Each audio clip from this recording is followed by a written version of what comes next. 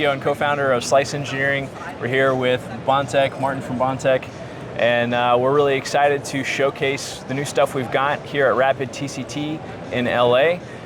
Biggest show in North America for additive manufacturing and 3D printing. Got a lot of exciting things to see at our booth, partnerships with different companies we're working with, and some new products. So you want to talk about what Bondtech's showing off today? Yeah.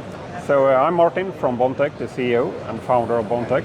So we are also very excited to be here at Rapid TCT. We are working very closely with Slice Engineering. So for their new nice hot end for the Bambu Labs, the Mako, we have actually a new nozzle that utilizes the CHT technology, and it comes with a new fin standard. Could you say something more about the fin standard? Yeah, so fin is a new nozzle standard.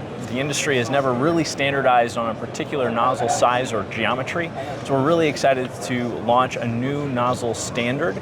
It's the free and open source insulated nozzle standard, or fin for short as the acronym. But basically it is a thermodynamically optimized design that allows for insulation of the nozzle in such a way that you're not blowing enough cooling air on the tip of the nozzle to cool it below what the set point of the hot end is. So it's really a new way to build a nozzle in a way that it's not inefficient from a thermal performance standpoint.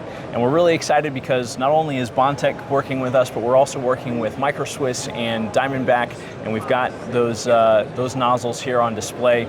A bunch of different companies coming together to launch a new standard, and that's a first for the industry as far as nozzles and FDM technology goes. We are at booth 1125, so come check us out.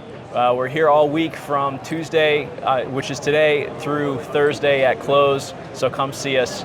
Also come check out the new Mako hot end and all the collaborations we have between our products and Bondtech's, as well as we've got a Bambu machine here on display, a Lulzbot machine, and Craitor.